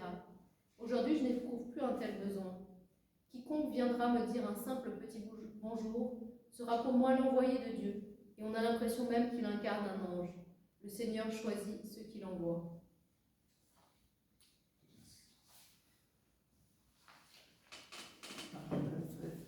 Bon. Alors, on n'a pas beaucoup d'écrits, encore une fois, mais les écrits, comme les extraits que Olga nous a proposés, là, sont d'une très grande force, d'une très grande qualité. Hein. Je vous conseille vraiment, pour celles et ceux qui n'ont pas encore lu la vie et les correspondances de Saint Gabriel, de les découvrir. Voilà. Est-ce qu'il y a peut-être quelques questions quand même sur sa vie ou sur... Maria. Oui, moi j'ai une question. Je découvre aujourd'hui sa biographie. Voilà, vous dites qu'on n'a pas beaucoup d'écrits. On trouve qu'elle a un parcours assez trans et unique. Elle était partout. Elle n'était pas dans un lieu où elle pourrait, voilà, montrer autour d'elle de quelle existence, de quelle personnalité on pourrait, quelle personnalité elle était. Alors, comment on explique finalement ce parcours qu'elle était seule? Elle n'appartenait pas finalement dans un monastère pour faire connaître son œuvre. C'est quelque chose qui me pose la question. La réponse, c'est bien de poser des questions, moi je n'ai pas forcément la réponse. Mais c'est intéressant parce que, d'une certaine manière, peut-être que notre métropolite pourrait nous dire quelques mots de ce qu'il y avait dans le contenu de la déclaration pour la canonisation. Est-ce qu'il y a eu des critères ou des choses particulières? Mais moi je trouve que c'est quand même un témoignage qui est justement assez exceptionnel parce que dans le monde dans lequel nous sommes, Alexis l'a rappelé tout à l'heure, ben voilà, cette jeune femme née à Constantinople qui bouge, qui va faire des études en Suisse, qui va en Angleterre, etc. C'est peut-être, même si c'est l'exemple extrême, c'est plus proche de ce que nous vivons les uns les autres. On a tous bougé, on a vécu, on s'est déplacé, on a changé de pays, tout ça. Et je trouve que c'est intéressant aussi que l'Église nous propose un modèle de sainteté qui est un petit peu plus agité, si vous me permettez cette expression, que Gudmonial, qui a passé toute sa vie dans le même monastère, qui a fait sûrement un excellent travail de prière pour tous. C'est pas la sainteté qui est agitée, hein. Ça apparaît, c'est la vie de Non, sainteté, au contraire, elle est très... Non, la sainteté, Et là, oui, c'est ça, elle préside à cette vie. Alors, moi, je crois qu'il y a peut-être un bout de réponse avant de demander à Monseigneur, évidemment, la réponse officielle, je dirais. Ah non, mais il n'y a pas de réponse officielle. C'est ce que tu disais tout à l'heure, qu'elle-même, une feuille blanche, et tous les jours, au Seigneur complète là. C'est-à-dire, cette manière, vous n'étiez peut-être pas arrivé encore, comme Bagliani qui a parlé de ça, elle faisait tous les jours une feuille blanche, elle mettait son nom, sa signature, et le reste blanc. Et c'est au Seigneur de compléter les feuilles. C'est-à-dire, je fais don de moi-même entièrement au Seigneur. Ah, c'est ça que je comprends, moi. Voilà. Maintenant, dis-moi ce que tu dois faire, ce que je dois faire, et je suis prêt, moi je suis d'accord. Voilà. Quel que soit ce que tu me proposes, je le ferai. Le miracle de tout ça, je répète, c'est le fait de ne s'est jamais écarté de l'orthodoxie. Hein, c'est ça, parce qu'il n'y a pas de secrétisme. Ça, c'est très important. Ça. Je crois que c'est peut-être ce qu'il y a d'unique là-dedans. C'est quelqu'un qui est tellement ouvert, qui communique avec tout le monde, mais qui reste orthodoxe, enfin chrétien et orthodoxe jusqu'au bout. Et ça, c'est phénoménal. Alors, je ne sais pas, Monseigneur, si vous voulez parler maintenant, il y a quelqu'un derrière qui a demandé la parole. Oui? Oui? Oui, c'est pour apporter une petite précision, comme elle a fait le Kenya. Et l'archevêque du Kenya, aujourd'hui, Monseigneur Makarios, qui était aussi le fils spirituel de Sophronios. Si vous pouvez vous rapprocher de Monseigneur Makarios, je pense que vous allez avoir aussi une partie de sa vie au moment où elle était au Kenya. Ouais, merci, mais j'en ai parlé souvent avec Monseigneur Makarios quand il venait à Genève, on se connaît bien, hein, il a fait ses études aussi à Saint-Serge à Paris avec notre cher Makarios du Kenya. Et il m'a parlé 2-3 fois, mais c'était des petites anecdotes. Je sais pas. Il faudrait effectivement lui demander de documenter les quelques 6-8 mois que Saint Gabriel a passé au Kenya. Je vais lui envoyer un petit mot, c'est une très bonne proposition et occasion d'appeler notre ami. Moi, ce que je voulais dire, c'est pour répondre, si je peux répondre à la question de Maria, Mère Gavrielia, comme on dit, comme on l'appelle, ce n'était pas un électron libre. C'est pour ça, c'est la raison pour laquelle elle a choisi de devenir moniale. Elle n'avait pas besoin de devenir, elle était libre, elle se sentait complètement offerte à l'œuvre de Dieu, à la main de Dieu, à la volonté de Dieu. Mais elle n'était jamais un électron libre. Toujours, même si on a cette image du monial qu'elle circule le monde entier et qu'elle témoigne de cet amour à la fois pour Dieu et pour le prochain, pour ses frères et sœurs. Pourtant, elle était toujours rattachée avec une église. Et même là où il n'y avait pas une église, en Inde, elle était toujours en contact avec des pères spirituels, des personnes qu'elle l'a rassuré qu'elle n'était pas isolée. Oui, mais pourquoi elle était focalisée d'aller en Inde, par exemple? En fait, moi j'ai la même question, juste pour compléter la question de Maria. On est d'accord en fait que les pères et les mères de l'Église, en fait, ils n'ont pas peur, bon, je partage dans l'Église, en fait, ils n'ont pas peur de dire la vérité et de discuter en fait de l'orthodoxie aux autres, même homologies ou d'autres religions. Par contre, ça paraît que Mère Gabriela cherchait en fait ce dialogue. Mais je ne vois pas la raison. Ça veut dire en fait que tous nos sangs en fait, à l'Église en fait, étaient prêts à répondre et être martyrs de ce qui est étonnant, c'est qu'elle-même, elle ne comprenait pas pourquoi. Non, voilà, sa motivation, ce n'était pas sa motivation. Pour le choix d'aller en Inde, il y a une raison précise. Il y a quelque chose je me rappelle plus. Oui, mais en tant que kiné, en tant que physiothérapeute, à Londres, il y avait quelque chose, il y avait un lien lorsqu'il était à Londres. Du coup, c'était pas. Mais elle-même, elle ne savait pas pourquoi. Elle ne rentrait pas dans les explications de. Non, mais c'est une très bonne remarque. C'est très probablement là qu'il faut chercher la source, parce que l'Inde était une colonie anglaise dans les années où Mère Gabrielle était étudiante en physiothérapie à Londres, et très probablement il y avait des étudiants indiens autour d'elle. Non, quelque chose d'autre, je ne me rappelle plus. J'ai lu ça et ça m'a. Parce que j'avais la même question. Est-ce que c'était à la mode à l'époque dans le spiritualisme ou d'une sorte de choisir ce pays-là? Mais il y avait un lien, il y avait quelque chose, il y avait je ne me rappelle plus, mais il y avait un lien à Londres. Il y a peut-être quelqu'un qui a une réponse. Moi, j'ai quelque chose qui me vient à la tête. C'est a-t-elle rencontré, par exemple, Mère Teresa, qui avait un cheminement du côté des chrétiens, on va dire catholiques. Est-ce qu'elles se sont rencontrées? Je ne sais pas. C'est ça qui vient. Je ne pense pas, mais peut-être. Elle était où en Inde? Pardon? Où était-elle en Inde? Alors, la communauté de Shivananda était sur la côte au sud de Bombay. Je n'ai pas la ville ici, mais je pourrais la retrouver si tu veux, je peux te l'envoyer. Mais c'est très, très bien documenté, parce que le Shivananda était à l'époque un guide spirituel extrêmement connu et même populaire en France. Les bouquins de Shivananda dans les années 50-60, collection Albin Michel, tout était publié en français. Hein. C'est quelqu'un de très, très connu, quoi. Ouais. Oui, regarde, oui. Moi j'ai une question concernant le moment où elle devient moniale. Justement, je ne sais pas si tu as plus d'éléments pour expliquer le fait qu'elle ait choisi Bethany et le père Théodore. Père Théodose.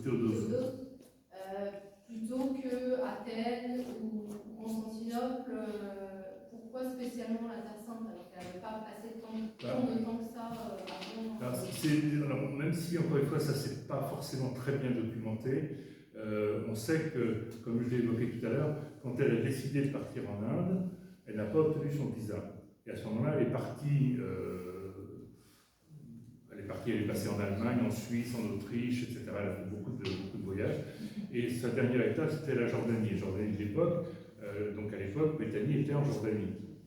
Donc très probablement, quand elle était dans cette région, elle devait séjourner à Béthanie. Et donc quand, un certain nombre d'années plus tard, après ces années en Inde, elle a décidé à 62, 63 ans de devenir moniale, c'était probablement, parce qu'elle le dit dans ses correspondances, elle n'avait jamais séjourné dans un monastère. Elle dit qu'elle n'a pas d'attache dans les monastères en Grèce ou ailleurs. Donc il est probable que le seul monastère avec lequel elle avait des attaches, et peut-être une relation forte avec le père Théodose, ça l'a amené à choisir ce monastère comme étant le... Je me rappelle la seule chose qu'il se souvenait, la seule chose, ce qu'il voulait rencontrer aux gens par rapport à sa vie dans le monastère à Béthanie, c'était son arbre. Il y avait un arbre. Oui, absolument. Et elle envoyait des salutations avec d'autres pèlerins à son arbre. Mais elle avait fait des études de botanique, ce qui veut dire qu'elle avait un intérêt pour la nature en particulier. Et il y a des très beaux sycomores à monastère de Béthanie, je confirme. Mais bon, ce que j'essayais de dire au début à propos du flou de la biographie, c'était pas du tout pour le semblant pour dire qu'on ne sait pas tout, loin de là, on ne sait pas tout. C'était aussi pour dire que moi j'ai toujours un tout petit peu de méfiance, excusez-moi, mais pour les vies qu'on va écrire dans les décennies qui vont suivre sa canonisation, parce qu'il y a toujours une tendance à embellir les choses, ou à trouver des justifications là où il n'y en a pas, des explications là où il n'y en a pas. Donc, je pense qu'il faut laisser une certaine, c'est mon avis, hein, je trouve qu'une certaine liberté dans tout ça, c'est-à-dire elle a choisi librement de faire ceci, elle s'est engagée là, elle a fait un travail merveilleux, tout ça. Alors, on peut toujours y voir des signes et puis des appels ou des choses comme ça, mais je me méfie un peu des biographies écrites d'une manière enjolivée quelques décennies après où tout était bien. C'est ce que j'évoquais au début de mon intervention, je ne sais pas si vous étiez là. Quand on dit quand elle était petite à Constantinople, elle avait dans le salon de ses parents une grande carte du monde, elle regardait la carte et ses yeux se fixaient sur l'Inde. C'est possible, mais c'est quand même pas extrêmement bien documenté quelle partie de la carte elle regardait quand elle avait 6 ans. Quoi. Donc je préfère laisser d'autres explications. Je suis plus sensible à une rencontre éventuellement à... Tout ça, ça fait partie de la littérature. La géographie, tout à fait. J'allais dire, on est dans la géographie, je crois qu'il y en aura davantage maintenant. Maintenant, il va y en avoir d'autres. Mais moi, je prends un sens de limite à ce qu'on sait aujourd'hui. Donc, il faudra peut-être autre chose. Voilà. Peut-être encore quelques questions, oui. Oui, beaucoup même de questions. Oui. J'avais une question concernant une éventuelle rencontre avec Mère Teresa. Je pense que c'est intéressant de voir s'il y a eu peut-être une correspondance entre ces deux femmes européennes qui se trouvent en Inde au même moment, avec une vocation monastique intéressante. Et je me demandais aussi si quand il était au Kenya, est-ce que ça correspondait à la période où Monseigneur Anastase et Moulados était. Il devait être au Kenya, Anastase à l'époque. Et puis une autre question que j'avais, je dois reconnaître que personnellement je ne connaissais pas du tout de la Gabrielle, je n'avais malheureusement pas entendu parler d'elle avant sa canonisation. Est-ce que cette canonisation est le résultat d'une piété populaire qui s'est développée après sa mort? Est-ce que les pères synodaux au concile du Saint-Synode ont pris en compte des miracles ou une piété qui s'est développée à partir de sa mort après à Léros et dans les autres endroits où elle a vécu à Béthanie ou ailleurs? Tu nous as dit au début que sa venue à Béthanie est un événement tel que le père Théodose t'avait enjoint d'être là le lendemain pour la rencontrer. Est-ce que ça veut dire que déjà à l'époque elle avait une aura telle que quand elle allait quelque part les gens se pressaient pour la rencontrer? Et après sa mort, j'ai toujours obéi au père Théodose, qui était un excellent homme, et il ne faut pas toujours avoir des explications. Je dis, viens à l'église, tu viens à l'église, quoi. Faut obéir parfois. Mais pour le témoignage, peut-être, monseigneur, Le témoignage, s'il y a des témoignages. Il y avait des dossiers de témoignages à la commission du patriarcat et au Saint-Synode, des témoignages de gens de plusieurs nationalités, de plusieurs âges, qui sont arrivés au patriarcat, et des lettres. Et tout ça était évidemment accompagné par la demande officielle du métropolite de Léros. Mais il y avait quand même un gros dossier de témoignages. En tout cas, moi, je peux dire qu'il y a 20 ans à peu près, j'ai connu des gens en Grèce qui parlaient d'elle comme une sainte. Ah oui, J'ai ça connu, aussi, moi, tout à ça fait. aussi. Des gens qui l'avaient connue. Et quand ils parlaient d'elle, ils ne disaient même pas Mère Gabrielle, ils disaient sainte. Et une fois, je me souviens que je m'étais pas disputé avec quelqu'un, mais je lui ai dit, mais vous le voyez, etc. Mais c'est parce que tu ne l'as pas connu. Et donc, il y avait cette conviction, si vous voulez, qui est certainement nécessaire à chaque fois quand il y a une reconnaissance officielle après, qui vient du peuple, et ça, on sait que dans l'Église orthodoxe, c'est fondamental, pour la sainteté de quelqu'un, en fait, puisque l'acte officiel, si je puis dire, n'est qu'une reconnaissance. C'est pas, on ne fait pas de quelqu'un un saint, on reconnaît sa sainteté.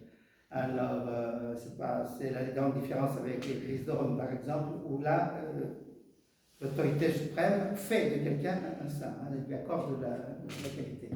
Et ça, c'est très important. Et donc, j'imagine que comme elle est un peu passée un peu partout, comme on l'a entendu, il y avait des témoignages qui venaient de plusieurs endroits. Puisque ça, c'est tout à fait évident. C'est important ce que vous dites, Alex, parce que le plus important, je pense, pour la canonisation d'un saint, c'est ce que le saint a vécu et ce qu'il a apporté à l'Église.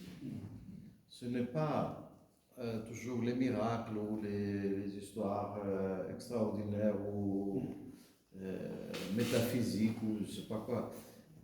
C'était ce contact qu'elle a eu avec les gens, avec les fidèles qui l'ont connu.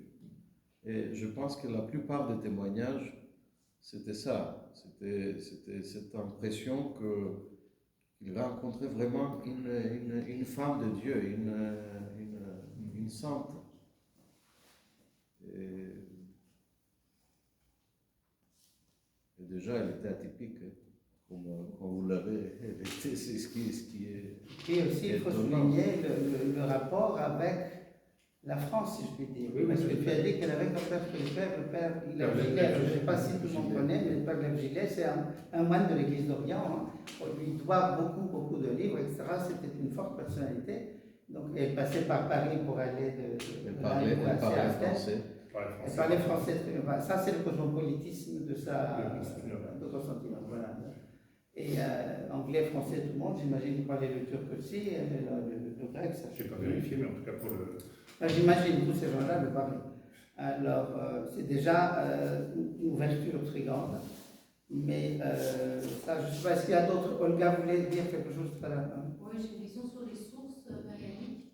En français, on a la scène de l'amour. Il y a des choses qui traînent sur Internet, je pense. Oui, il y a quelques éléments sur Internet, mais il y a quelqu'un qui a fait un bon travail. Alors, elle ne veut pas qu'on le dise, mais je vais vous le dire quand même. C'est de recherche sur la vie de Saint Gabriel, c'est notre jeune Tirza, qui est novice à Bussy.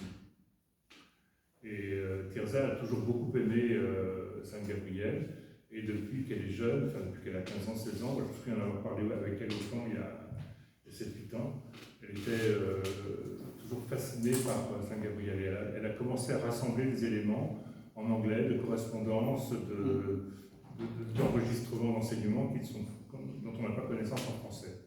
Et en grec, qu'est-ce qu'il existe? Il y a la correspondance, il y a les enregistrements quand elle était à la Maison des Anges. Oui, c'est ça. Moi, j'ai trouvé 3 livres en grec publiés. Là, j'ai regardé ça avant ce soir.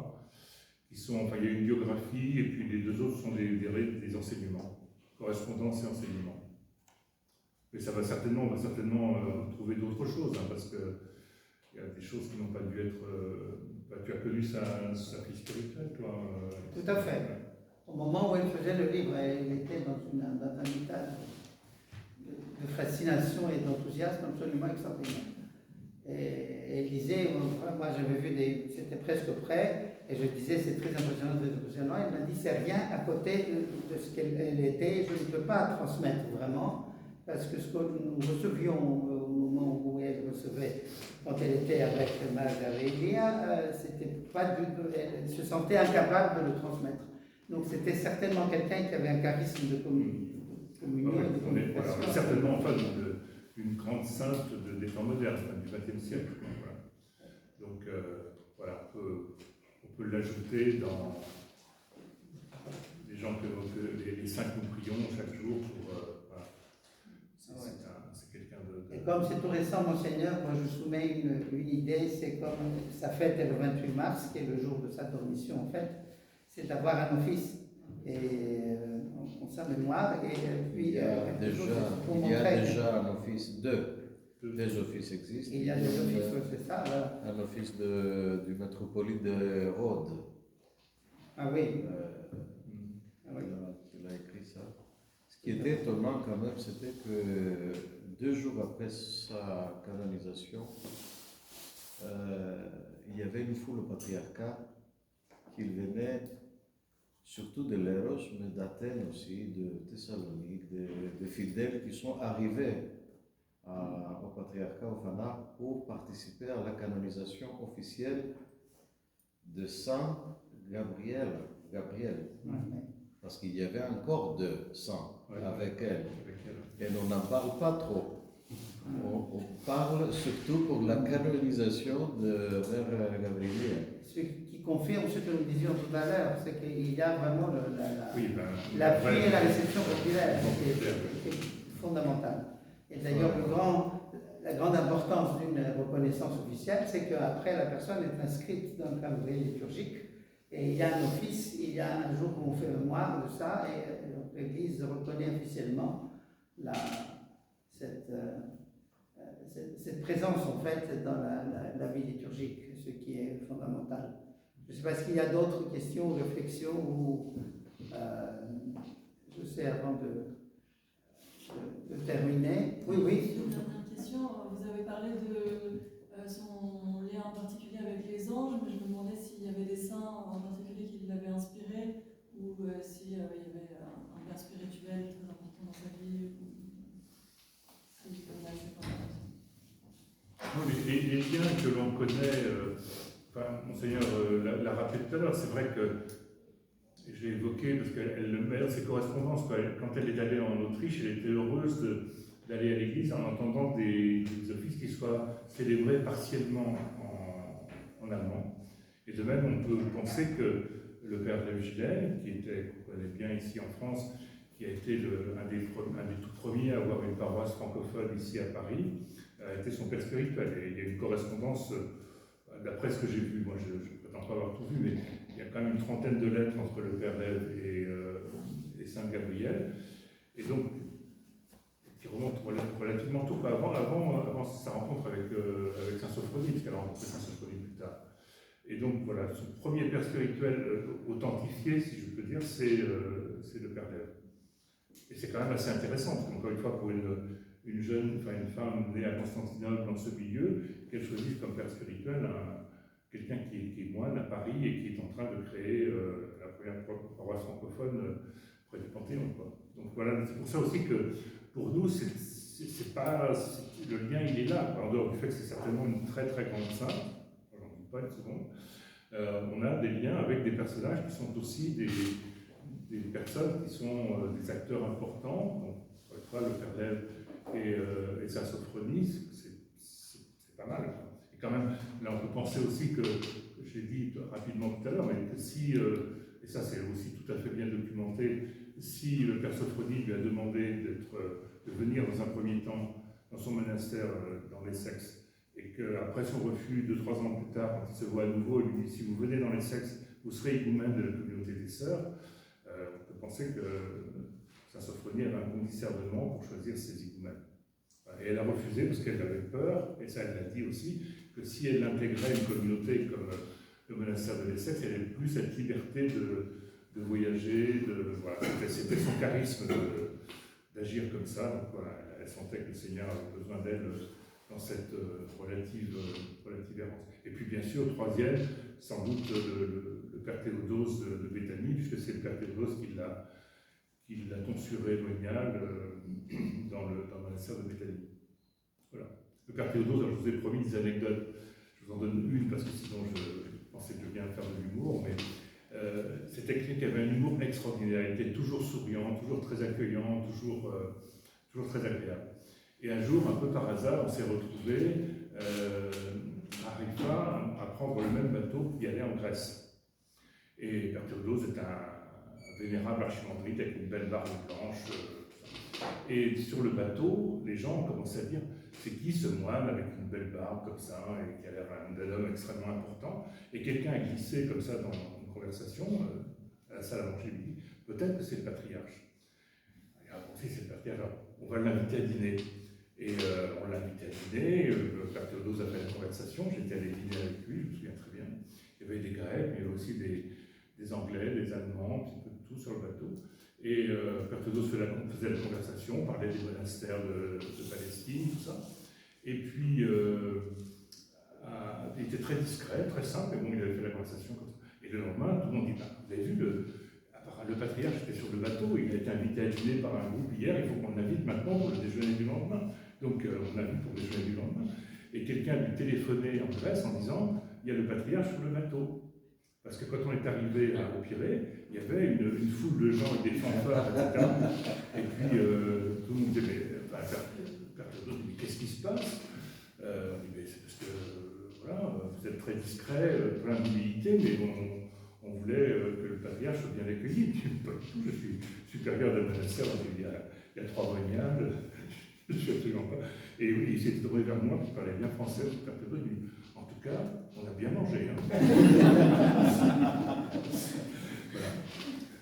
C'est pour la petite. Mais c'était vraiment un homme exceptionnel. Voilà. Et quand vous allez à Béthanie, encore une fois, vous faites contourner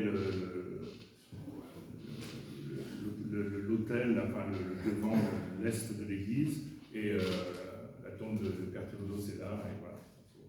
Il faut faire une petite visite en passant, quoi, parce que c'était quelqu'un de très très sympathique. Voilà. C'est bien un peu d'humour, hein, ça n'empêche pas la bonne santé spirituelle, j'espère. La piété, non, est-ce qu'il y a d'autres remarques? Je ne sais pas, est-ce que Monseigneur, vous voulez ajouter quelque chose? Qu'est-ce que je peux ajouter? Moi, je m'excuse parce que je n'étais pas depuis le début, malheureusement. Je n'ai rien à ajouter. Je peux vous témoigner de l'ambiance dans le Saint-Synode. Il y avait ces témoignages. Évidemment, on n'a pas tout lu, mais on a lu un rapport de la commission qui était extrêmement long. Et à la fin, on était tous, il n'y avait pas besoin de discuter. Tous ensemble, en même temps, on a dit, c'est le moment de canoniser cette femme. Et après, tout de suite, ça a commencé une discussion, comment on va appeler cette nouvelle sainte? Comment on va présenter, puisqu'elle était partout. Qu'est-ce qu'on va dire?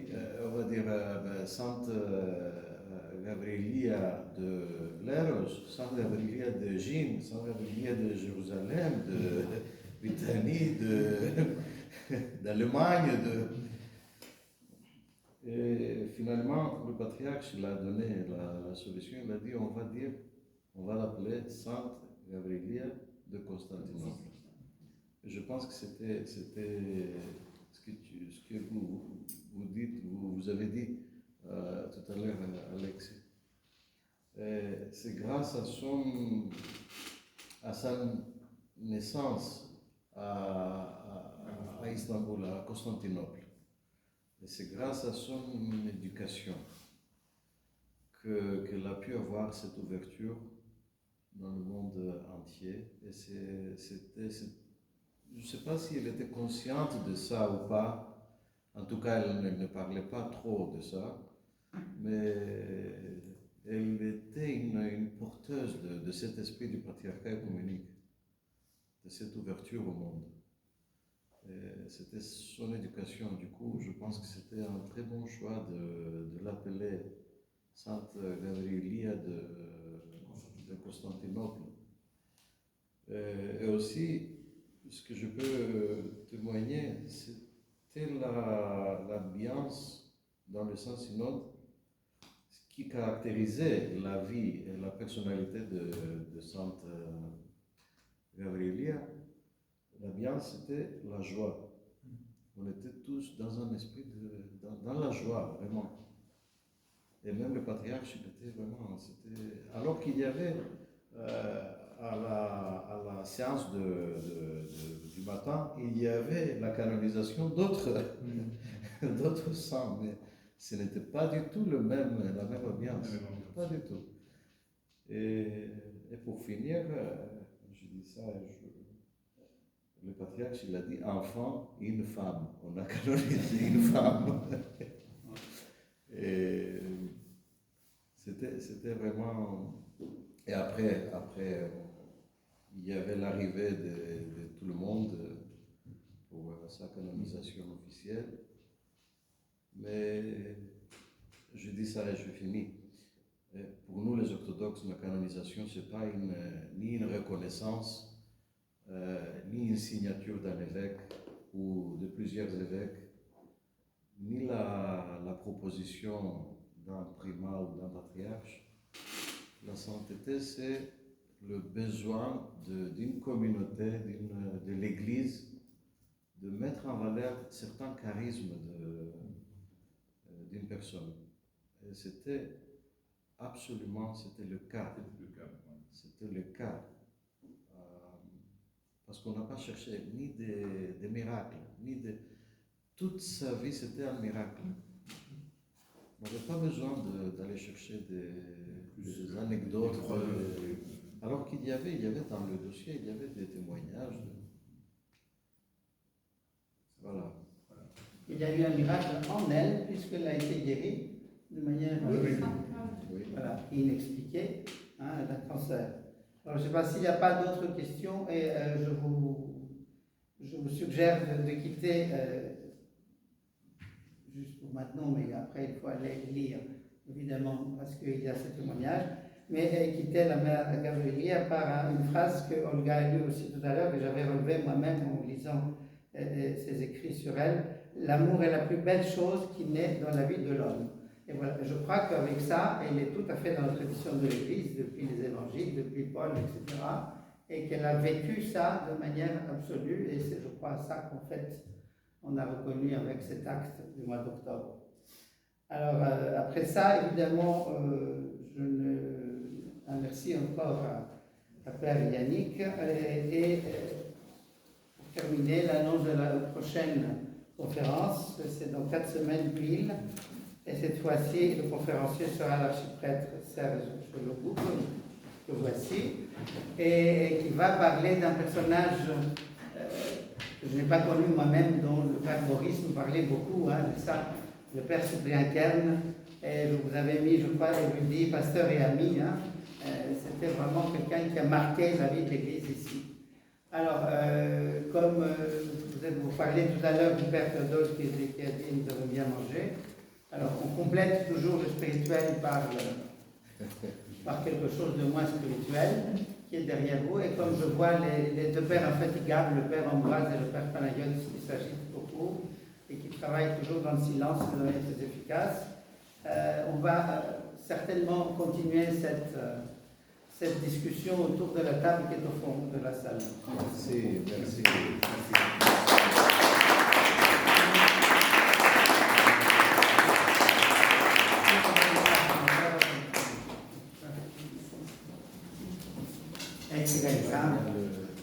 Et vous avez évidemment les livres qui sont exposés sur la table là, et Constantin va se